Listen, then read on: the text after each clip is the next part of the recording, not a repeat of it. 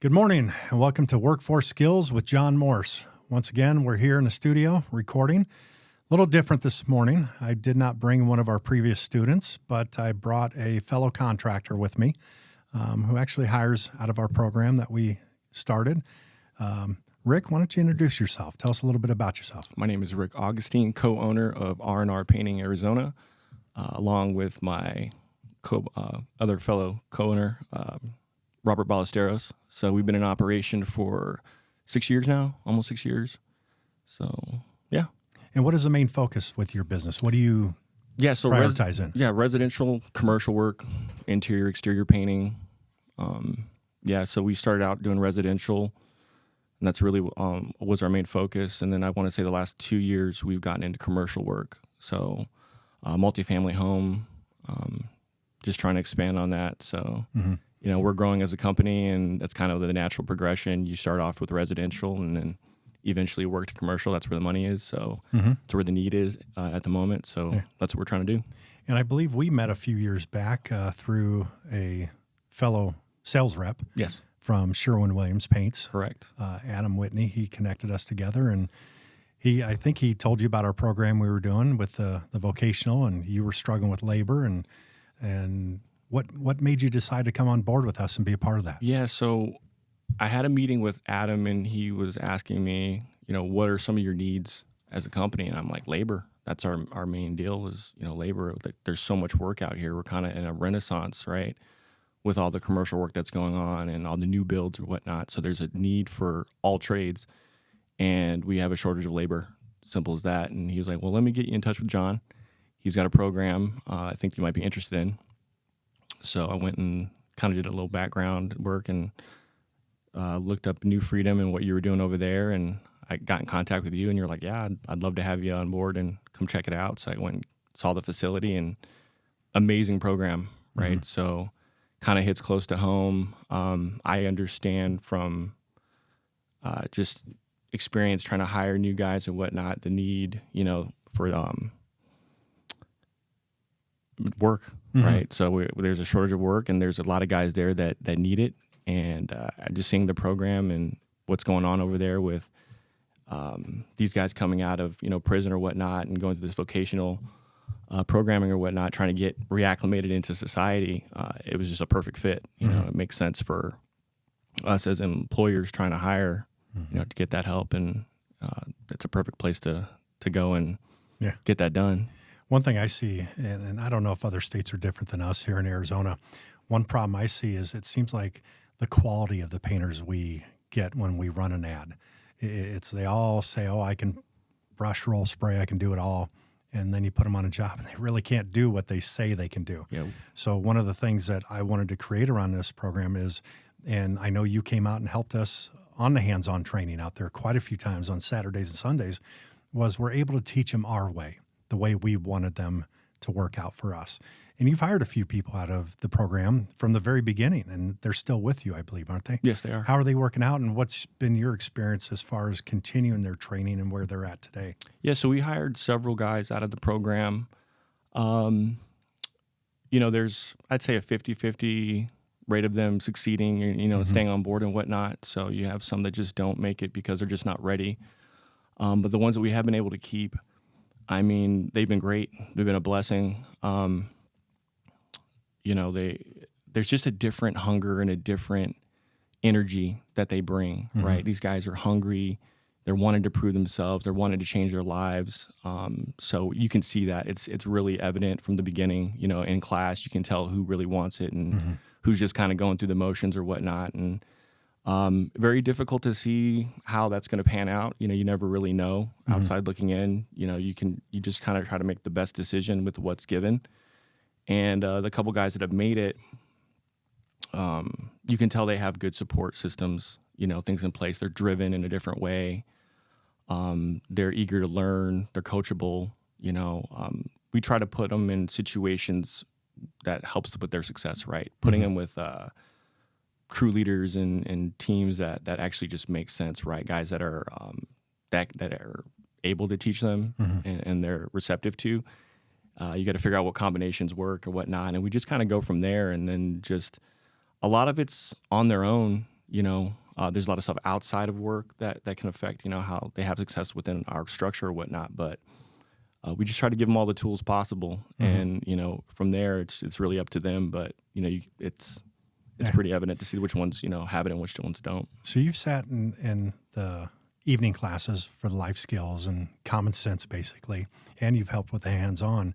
My perception of what we're doing is you can teach anybody to paint, but it's the life skills that has really made the difference for a lot of these guys. What has been your experience on that end of it with the life skills?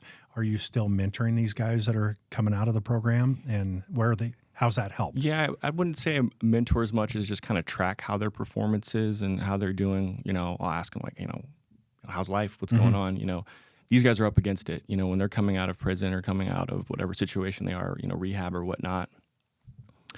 They don't have cars. They don't have, certain family members they're not talking to. They don't have friends. Some of these guys were homeless, right? So, they have a lot of uphill battle to get through and whatnot. And, you have to monitor and track those things to make sure they're okay. You have to make sure they're making enough money. You have to make sure they have goals. I'm constantly, asking like, hey, how's it going? What are you trying to do?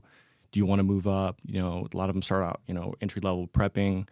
And then it's like, how do we get them to a situation where they're brushing and rolling, right? How do we get them into a situation where they're, have a leadership role or whatnot? Can we get them into a situation where they might be estimating or smaller operations so things move a little bit slower, which is also good for them because these things take time, right? In order to be good in our trades and what we do, it takes months, if not years, to get to a level where, you're actually seeing some kind of progress, right? But yeah, I think just getting them to work and keeping them busy and putting the right people around them is super important. So in the beginning, when you hired these guys, them getting to and from work, or if they're living in a halfway house or wherever they're at, how did you overcome that struggle or help them out? What was your game plan going into this? Just sitting down with my crew members and team, just letting them know like, hey, these guys need our help. We have to be all in with them. So it's an investment. I've even picked up and dropped off guys for weeks or months on end, from halfway houses and whatnot, just to make sure that they were, having that success to getting to and from, and then, talking to them and just making sure that they had a game plan. What we do is very dependent on vehicles. We have to get to and from, we have trucks that we provide for guys, but, in the beginning they're using their own cars. And it's super important. So I'd have crew leaders pick up guys and pick them up, drop them off. I would do the same thing, but also plan, like, when are you going to get a vehicle? How do you get, some of these guys don't have licenses, right? They don't have anything. Some have fines they have to pay off beforehand. So it's getting them the work, having them manage their money, just staying on top, asking like, hey, are you saving up? What are you doing? Can I help you get a vehicle? And a lot of these guys that have had success within the program, I've noticed they're already forward thinking. They're already on top of it. Like, I've got some guys from New Freedom that have been with us that have vehicles faster than my guys that have been with me for years. Oh, really? Yeah. Okay. It's just like I said, they have a different energy. There's a different motivation there. So, they have goals and they're working towards them. I think it's easier when you have nothing and you're trying to get to something. We talked about complacency being a problem, and some kind of guys that have been there for a long time getting paid the same pay and they're comfortable with the system. They're just like, I'm just good, getting my hours and this and that and whatnot. But I've got some guys that had 3 or 4 cars. They're all junkers, but they're able to get to and from, and then I've seen some that have elevated and gotten, a really nice vehicle that they've worked for. And it's a struggle at first, but you have to be invested. There's a difference when earlier you said something about there's a hunger in these guys. It's a little bit different coming out of this program. I think for some of these guys, my perception of what I've seen is they've been in prison for so long, they're ready to move on and get on to the next part of their life. So for them, some of them feel like they have to make up for lost time. And they really shouldn't do that. But what I do see is that hunger. I've had a few guys that worked for me prior to this program that I knew their background, I knew where they came from, and they showed up every single day. They were on point every day. They never called out sick. Walking into New Freedom the very first time, I saw 400 people living there with the same hunger in their eyes. Right. And that was the difference. Absolutely. Now, sometimes that hunger fades away. They think that's what they want, but they're not ready to make that change. For sure. And we've seen that too. what's helped me over time, and I think today it's just us sitting here talking about what's worked for me, what's worked for you, what hasn't, and maybe it can help somebody else out there that's looking to hire these guys in the same demographic. What I've seen for the guys that are failing out there is they don't have the support system. They don't have the employers that are invested into them. And that's where we as employers, we have to invest in our guys. Absolutely. Whether it's training, whether it's helping them get to and from work.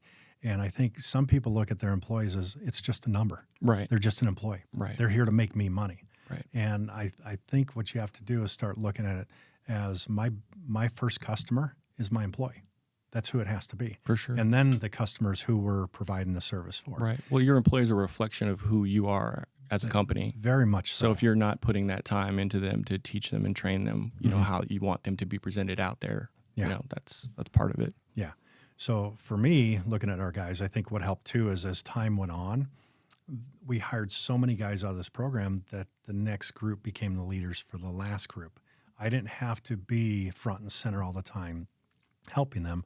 So the other guys were now mentoring them and getting them to the place where they need to be. Absolutely. Which helps. Yeah. So is there a mentorship within your company as a hierarchy, as they grow with this? It just organically happens that way. So the way our crew's set up is there's always a crew leader, you know, and then we have, I don't really have traditional superintendents, if you will, but they're guys that are tenured there that have the know-how, you know, all of our systems and processes. So it kind of just feeds off. It's like a brotherhood. It's a family-oriented, you know, environment. So, yeah, I always say that you can learn from anybody. You know, it doesn't matter which level they're at. You know, there's something to be taught and learned at all kinds of different levels. So, you know, as far as mentor and leadership, there are definitely guys on site that can, you know, that are there to help them along, you know. And like I said, everybody's kind of buddy and friendly, you know, on sites and whatnot. So very personable, you know, and I encourage that within our company for our guys to just, you know, we take what we do seriously. We're very passionate about what we do. At the same time, you want to be able to ask questions and not, you know, feel like you're being put down or stupid. stupid. Exactly. Right. Sure. So our guys are pretty cool in that regard. So yeah, there's definitely some kind of mentorship there where if they have questions and they're trying to advance and they're trying to get better at something, yeah, there's definitely someone there. And plus we're always a phone call away. Yeah. You know, the guys all know they can come to me and ask me for anything. I know for me in the beginning, hiring some of these guys, it was a problem for some of my current employees. Did you see that within your company, or did they kind of open arms join us? I want to say, you know, I wouldn't say 50-50, but, you know, there's definitely some like hesitation because then it's like, you know, my job might be at risk, right? For one. For two, you're throwing them into a situation that they're not familiar with as well, you know? So like I've worked with ex-cons before, guys that are going through rehab before. So this is not new to me personally, but for some of my employees, they're like, they've never been around guys, you know, that have backgrounds and histories and that. Right, culture shock. Right. You know, working hands in hand. And those guys, when they're coming fresh out, there's different mentality. Yeah, it's a different mentality. And another thing, they're reacclimating, right? So like you've talked about in your life skills class, you know, like hygiene and, you know, customer service, just manners, you know, things like that are common sense. But when you've been incarcerated for 10 plus years, completely different. You know what I mean? And you're coming out into the workforce and you're dealing with other guys telling you what to do, right? Customers watching over your shoulder and this and that. It's be taken the wrong direction. Absolutely. Yeah. So there's that. But I think for the most part, my guys were receptive. I think they were excited. We all believe in this program. I had to sit down and meeting with them and told them like, hey, we're going to be pulling these guys out of New Freedom. You know, this is the situation. And it's been a mixed bag, you know, as far as results. But at the same time, I think the purpose of what you guys have been doing over there in your program that you set up, we all believe in 100%. I mean, it's a game changer. We've been needing this in the trades for years, right? Where there's not enough tradesmen. Everyone knows this, especially if you're an employer looking for guys. And the younger generation's not going into trades. They're not, unfortunately, which is sad because there's a lot of work and a lot of money in it. And I don't think they don't recognize that readily, right? I think even painting at some point was like frowned upon, right? Yeah. And looked down like this is a low level trade, dirty job. Yeah, this is, you know, criminals and blah blah blah. You know, with your leadership and some of the other bigger owners out there at the forefront, you guys have changed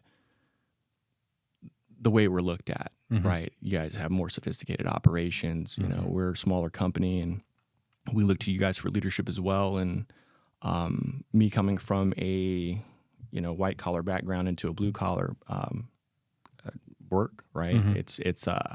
It's comforting to see that, right? That, I've been to your office a bunch of times. It's super sophisticated, your whole operation or whatnot. And I think the way that you run that is the way that businesses should be ran, right? It's kind of just changing the face and the perception of what, we're seen as, right? What we do is very important. Sure. Yeah, there's a super need for it. And New Freedom, that program allows us to draw from a workforce that goes neglected, right? Yes. There are no systems out there that I know of, right, or programs that are reacclimating these guys or gals into the workforce in a way that's productive, right? Yeah. Something that's helpful, right? So, the life skills that you're teaching them in class that we take for granted is a necessity. It's probably the most important thing, I think. The vocational stuff is great. Yeah. It gives them familiarity with, what we do, but, it's the living stuff, the stuff outside of work. It's some of the intangible stuffs that they need, like reliability, accountability, being on time, professionalism, customer service oriented things. These things are super important and probably the most important things. It was interesting when I first started writing the curriculum for this class. The first couple of sessions were all about painting. And I started thinking, what do I need from an employee? What am I looking at? What is the ideal employee for me? What are my expectations? And it all had to revolve around everything but painting. Right. I can teach anybody to paint, but how can I teach them to be a good employee? And so that's where we changed this to where we're teaching them life skills, how to be a good employee, how to deal with different situations in the workforce. And when I started looking at some of these guys, they've never had a job. So how do you teach these guys to go into the workforce, never having a job? What's lesson one? And it's how to deal with employees, how to be a good employee, how to deal with workplace situations. So we have to think about that. For me, hiring some of these guys in the very beginning, there were some of my employees that were like, I don't want to work with these guys. We don't want them here. And they made it very known. But yet I'm the one signing your paycheck. Guess what? We're going to conform to the way it's my business. We're going to conform. Absolutely. And not to build it into something more than what it is. But at the end of the day, I'm building a vision here with these guys of what I'm looking for with employees. So there, I can reflect back on actually two people that I actually let go from the company that could not conform to the change of the way the company was adapting. And one was my lead commercial estimator. Oh, wow. Another one was one of our estimators. She did mostly property management stuff and worked in the office. And they flat out told me they did not like this. They didn't think these guys were a good fit for the company. And there were guys that didn't make it. There were guys that weren't a good fit. For sure. But if I have to look at everything overall, the growth of my business has been based on these guys. And the growth of the business is most of these guys coming out of this program run my company now. Right. I mean, we're just getting bigger and bigger. I've been in your office, and there's guys that I remember training In on the class, weekends or yeah. in class, and they're flourishing. How does that make you feel seeing those guys years later? It feels amazing. Yeah. It's a great feeling. It makes me feel proud of what you were a part of you that. were able to bring me on and be a part of. So it's really cool. I've even gone in there for. It's funny because there's a full circle, right? You go in there and you're training these guys and helping them get to a certain level, and you're wanting them to succeed, and then you see them, 2-3 years later down the road, and I'm asking them for advice on things. I've had some of your guys give me advice on some commercial estimating and whatnot, and it's like, wow, this is amazing. This is what it's about. Yeah. Right. It's a great feeling. Yeah. The teachers become the student now. Yeah. And they're very humble about it. It's not like they're rubbing in your No, face not like, at all. oh, I got you No. now, or Nope. they're not making a big deal of it. Nope. It's like, what can I do to help? Absolutely. They're open, they're honest about it, and they're very humble. We've been very fortunate with the guys that we've hired through the program. One thing in our company is we grow within the company. So if you come on as a painter and we need to hire on an estimator or superintendent, guess what? One of our painters is going to move up. That's just a given, and we're looking Right. for that right guy. Now, we'll kind of trial run a couple of guys, see who works out the best and who's going to make it. And they all know, too, that if they don't get that position, it's not the end of the world. They just need to work on more. And we'll sit down with them and talk to them about, here's what you need to focus on. Here's why you weren't chosen for this. It's not like you just didn't work out, go back in the field. We regroup with that same person and try to train them on what they need to work on to get to that next level. Right. And sometimes it's not what they did wrong. It's what is the other guy doing better that I'm not doing that I need to excel on or work on. You know, one thing that makes a big difference with us too, that I've heard time and time again from the guys, between myself and some of the higher up members in the company that were there before this program, is we came in and they could tell we cared about them. We wanted to make a difference. And that's what has helped us succeed so much. And I think that's what helps you with your guys. That's why you still retain the guys that came through the program. I agree. They know that you care. Right. The fact that you were giving them rides every single day, you did whatever it took to get to that point. Absolutely. And now down the road, those guys will eventually become leaders within your company. You know, there's a loyalty to that. Definitely. I see within our own company, the guys that we've personally trained as they've come on board with us, there's a loyalty from these guys that I've never seen prior to any other hiree that we've ever had. It's a different mentality. Correct. How do you perceive that, and what has been your experience with that? Yeah, it's the same. It definitely resonates, right? So, I mean, I've had guys with me now that I'm always afraid of losing, right? And I'm just like, well, they could just call John.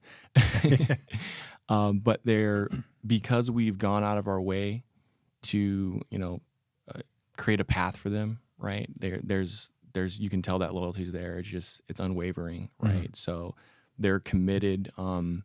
Just by their actions and how they are at work, I'm always checking on them. How you doing? Are you ready yet? And they're honest. They're just like, hey, Rick, I'm not ready to take that next step yet. I'm not where I feel I need to be, right? Do you feel you need to push them a little sometimes, though? Even though they think they're not ready, you think they are? Always. And I think that's with all my guys, whether they're from New Freedom or not. It's you have to put them in uncomfortable situations for them to grow because, like I said, complacency is a killer, right? They don't know if they're ready, but you have to put them in a situation where you're like, no, you are, and this is where you need to be, because there's a hierarchy, right? There's levels, and as we're growing as a company, I need my crew leaders to be foremen, right? They're gonna have to start running these big commercial sites, and then they're gonna need to be replaced, right? And I'm gonna have my preppers move up to crew leaders and running trucks and running sites and whatnot. So that progression needs to happen. So there's some guys that have it and some don't, but the ones that are and they're kind of just hanging out, you got to push them. Some of them, are more willing than others, but with the New Freedom guys, I don't really see that. There's like I said, there's a hunger there. They have goals more so than others. How have you grown from being a part of this? How's it changed your personal life, if any at all? Yeah, so it's definitely personally, it feels good to give back to the community in any way possible, right? And this is a way of doing that. These guys inspire me every day, seeing the struggle that they have to go through to get to where they are now is inspiring. When you've got a guy that's got nothing, right? Virtually homeless, and all of a sudden has a car, has an apartment, is speaking to their kids now, right? They're paying their bills. And like I said, these guys, they come earlier than everybody. They leave later. It's just a whole different mindset. Yeah. And it refocuses you, especially me as an owner and a leader in the company. It's like, man, I've got to be vigilant. I have to have that same drive and hunger, if not more. And it's a constant reminder. And it feels good to see them grow. It's like they're kind of like, I don't know, younger brothers in a way. Yeah. And then It's a family. Yeah, it's a family. You want them to succeed. And when you see them having success in their personal life and their professional life, it's rewarding. Yeah. And so it's in that way it's helped out. But also too, from a business standpoint, we're trying to scale. There's a lot of work out here. Yeah. Despite what anybody might be thinking or saying, in Arizona, there's a ton of work. We're not even been a fraction of what's out there. No, not at all. Yeah. I'm turning away a lot of stuff just because we can't do it because we're not big enough. So the opportunity to scale is there. And this program and these guys provide us an opportunity to do that, right? So we can empower them and make their lives better, and also help grow our companies to a level that we're hoping to do to stay competitive and whatnot. I think for me, the growth personally, what I've seen in myself is I've realized that I've got a new passion for giving back. For me, it was about the money at one time and just building my company and how big can I get. Now it's how many people can I employ? How big can I get my company so I can help more people? Right. Now it's getting to the point to where I don't micromanage.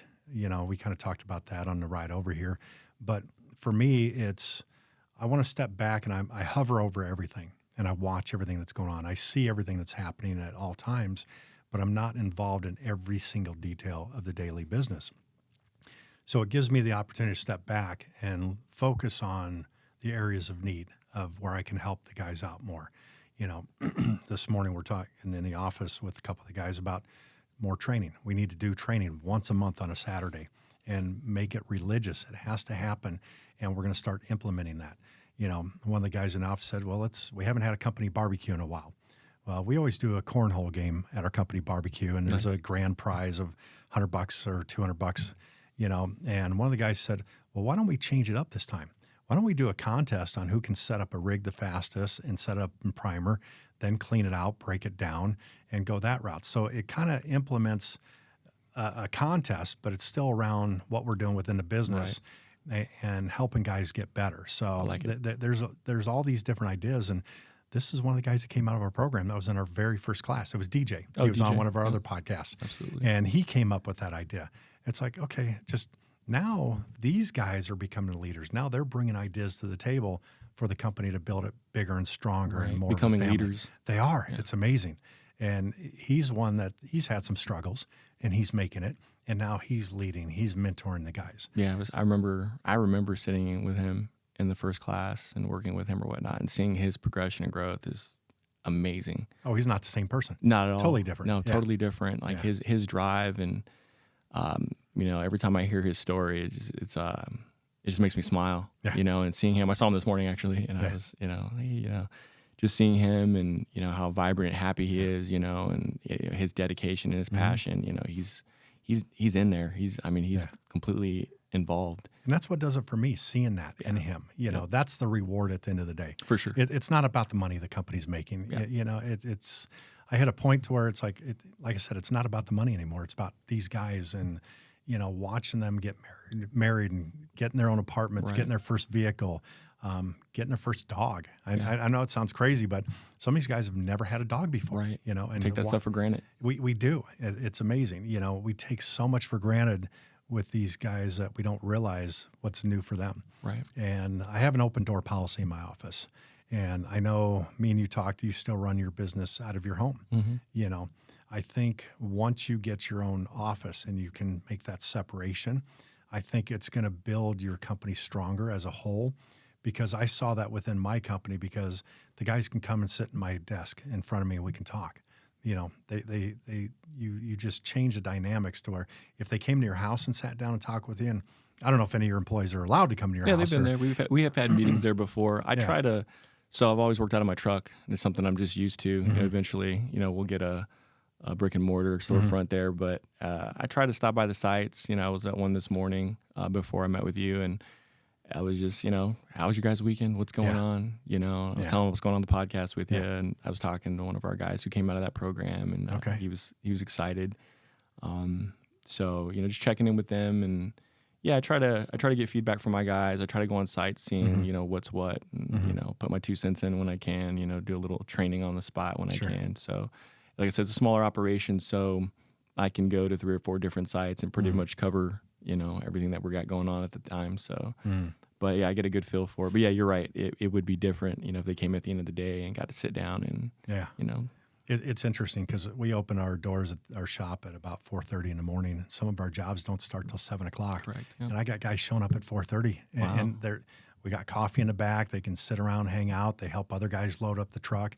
It's and they're not worried about getting paid for it or not. It's just they're part of something bigger. Yeah. Because I know some of these guys come out of prison and they either ran with the wrong people, they created the wrong family with a gang or whoever they were a part of, and now this gives them a better purpose for something bigger and better for themselves, that they can have a better life. Yeah, you've created a culture, Yes. a family, and having your doors open that early and staying as late as you can, Mm-hmm. Yeah, it definitely creates a different culture there. And being at your facility, It's a commitment, though. It is. It's and what's interesting is I've sat in meetings there at New Freedom with other business owners that want to be a part of it, and trying to explain to them that you have to commit to this. You've got to be engaged with the employees that you're hiring out of this. If they're just another number, if they're just an employee, it's not going to work. It doesn't work. Right. They have to have somebody that believes in them, that sees that, hey, this guy thinks I'm worth something. Right. That's all it takes. Right. And that's all it took with the guys that we have working for us. Even the guys that work for you, I remember the few that are still there and when they were in class, and, and not everybody's a good fit for my company or your company. And I think there was a time one guy came to my office and he left your company. Mm-hmm. And we ended up hiring him, and it lasted 2 days. And I should have talked to you first. Yep. And I realized after the fact. We the same. Yes. I've had guys leave your company and come to me and hey, can I get a job? And where'd you come from? And they tell me, and I'm like, oh no, I'm going to talk to you first. Yeah, absolutely. Before I do anything. Yeah, and I'm like, well, if John released you, then there's probably not a chance that you're going to succeed over here. Yeah. But it happens. No, and I want them to be successful. And I can't begin to count how many guys that have worked for us that we've had to let go because we just weren't a good fit. Sure. They still are successful out there. They're doing something. I've referred them to other painting contractors, or painting wasn't for them. They just had to figure out what they wanted. It's amazing. A year later, after firing certain people or letting them go, that they call me up and, hey, you probably never thought someone would do this, but I want to thank you for letting me go. Well, you're not the first. I've had a few, and they're out there making it. They just needed a wake-up call. No, absolutely. I mean, painting's not for everybody. No, it's not. It's a tough trade, right? The trades, it's all hard work, so it's definitely not for everybody. And if they leave and are able to get on their feet and figure it out, then more power to them. That's what we want ultimately, is for them to be successful in life, not necessarily within our trade or our organization. Oh, definitely. And with summer right around the corner, it's going to be even more difficult for some of these guys. Yep. Some guys just can't hack it during the summertime. It's hot out there. Oh, yeah. One thing we've changed within our company, and I don't know if we started teaching this back in the beginning. I think it hit a certain point, and I learned it from working out at TSMC, the microchip facility, through our training, was we don't ask the guys, hey, have you been drinking water? Are you drinking enough water? Because they're always going to tell you yes. Mm-hmm. So the new question we ask as superintendents is, when was the last time you peed? Mm-hmm. It sounds crazy, but you should be going to the restroom every 90 minutes in the heat if you're drinking enough water. Right. And a lot of guys don't realize that. So we've changed how we train our guys as we've learned and gotten better with it. Makes sense. So we've brought that to the class. That's part of our safety and PPE class that we talk about now. And it's made a big difference. That's one thing that we've really changed within our company too, is our safety and our PPE of what we do. And I know you're trying to get more in the commercial side, and there's a lot of changes that are happening out there that we have to adhere to. Right. I want to know my guys are safe going home. I want to know that they're not going to fall off a ladder, that they're using it properly. My number one goal is they go home to their family safe. That's the utmost important, as well as get a paycheck at the end of the week. Right. So, no, as we've grown, it's interesting the changes that we've had to make within the company, and there's been changes due to the demographic of the employees.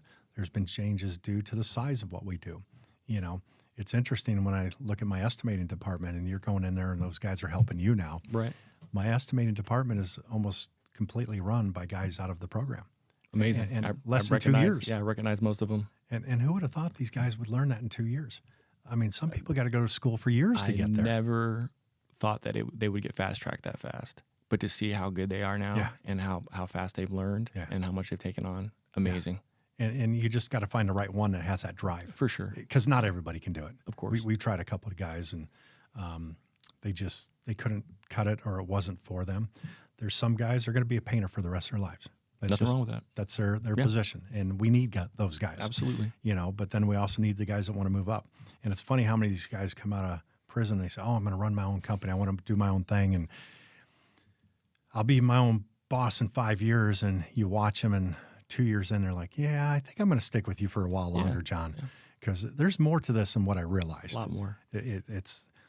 You've realized that even running your own business, it's not easy. I have a whole newfound respect for my previous employers or anybody I've ever worked for. that were, especially if they were mom and pop and, Yeah. they're business owners, they're not part of large corporations or whatnot.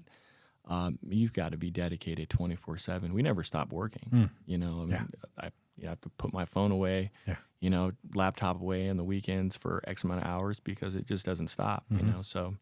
What'd you tell me earlier when you walked by your office at home?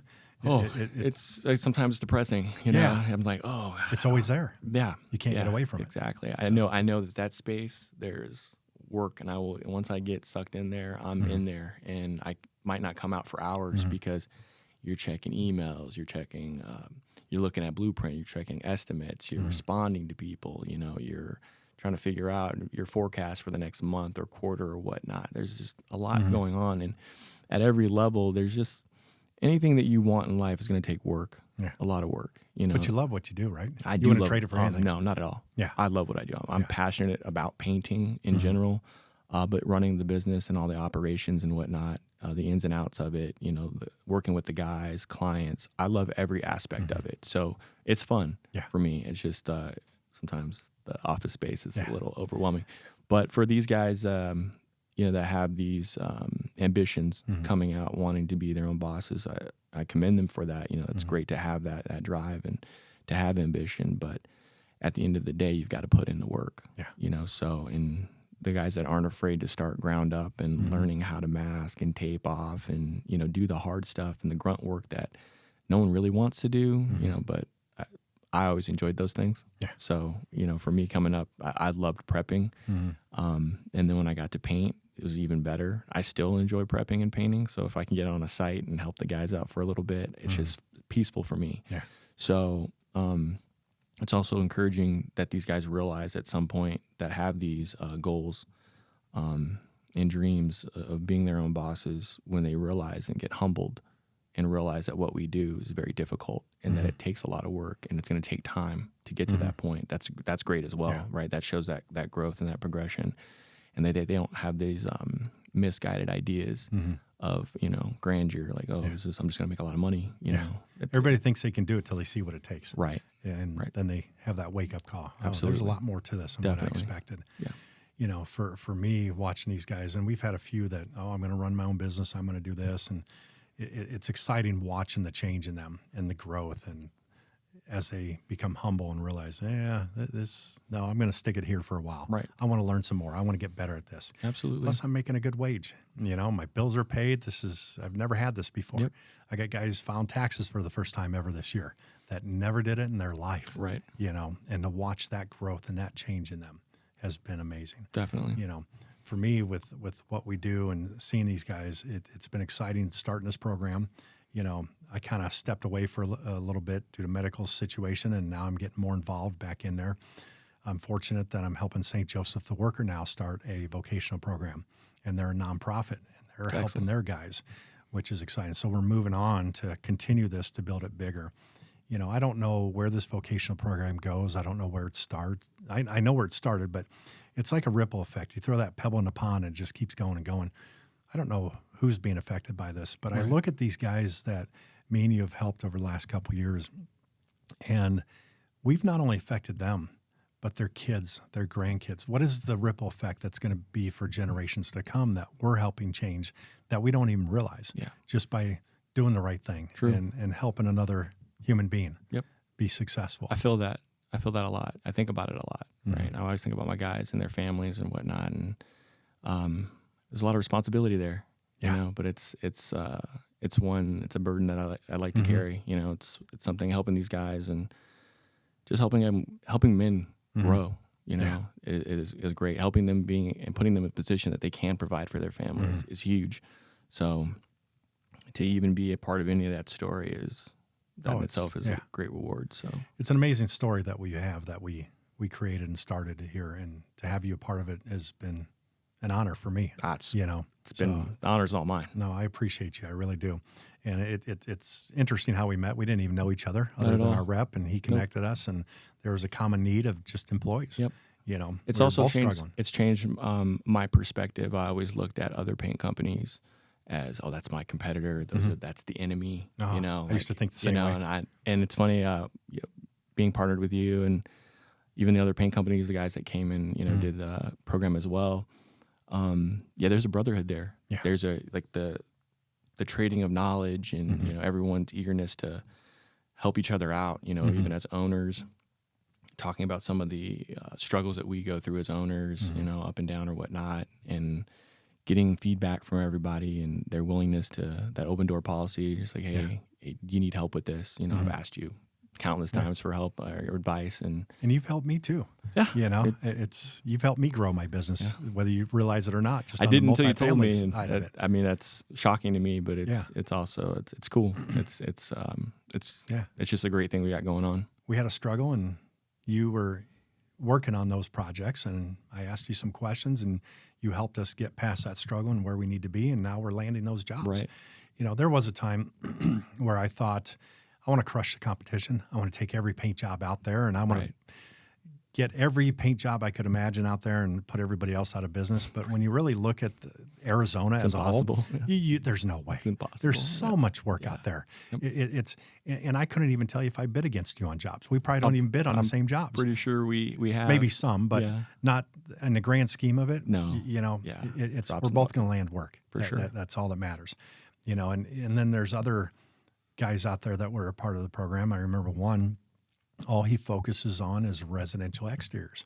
So he's got his little niche. Right. Well, I don't do residentials. Perfect. Come hire some guys. You right. need painters? Let's go. Absolutely. And then there's other guys out there that, they tried to be a part of our program. They saw it as a quick fix for their company to hire guys. Right. And we had to kick them out of the place because they were not good employers or good companies to work for. Correct.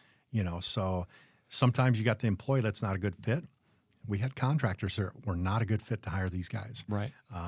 DJ, who works for me, he ended up going to one of them. I remember. And after about a month, he called us up and said, I need help. I don't know what to do. And we said, come on over. And he's been with us ever since. I remember when that happened in real time. I remember the company. I remember DJ going there and then working on with you. And I remember when that company got kicked out of the program or whatnot. I'm assuming they were looking for what they thought might have been cheap, easy labor. That's all it was. And this is far from that. We actually had to up our pay scale because of the program. Yeah, when we started out, man, I remember when I first started, I was making $12 an hour. You and me both. Nothing. You know? And I remember our starting rate was higher than that, but we had to even upscale that to the program because that was the requirement. And so it's an investment. Especially for smaller companies, that when you're taking on these guys, like I said, it's months to years before they get to a level where you're, where it's viable. I think top pay for painters about 5-6 years ago was $18 an hour. Oh, for sure. And that's what we pay them coming out of the program. Yep. That's across the board, I think, in a lot of industries now. Everything's changed. Our top painters now, we're hiring come through the door between $24 and $26 an hour to start before they get a raise. So there's all these different situations, and we've had to adapt to it. And it's been a struggle for us, but every year we have paint price increases. I follow the painters chat rooms, a few other blogs, and these guys are like, I don't know how I can keep staying in business with these prices going up. Well, you pass it to the end user. It's the same with your labor. Yep. It all comes in the end passed on to the guy that's paying you, So we have to learn to do that. That's how we stay in business. Right. It doesn't work if you don't do it that way. Correct. So I want to be in business for a very long time. I want to be able to employ these guys for the rest of their lives as possible. Same. I didn't create John Morse Painting. I created an entity that can carry on and on. Right. That has its own sustainable name, and it's every piece of the company it's like a fine watch. I don't know how many pieces are in my watch, but there's a lot that makes it go around. A lot of components. You take one piece out, it fails. Correct. The thing with this of what I've created within my company is I can move pieces or take a piece out. The company still runs because there's somebody else that's always moving in that place.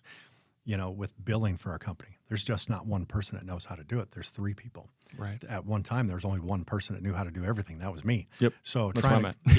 So trying to create as we grow and teaching new people coming in, and even the guys that we've hired through this, we have multiple people that can do each position now. Absolutely. And so the growth of the company is always going to be there.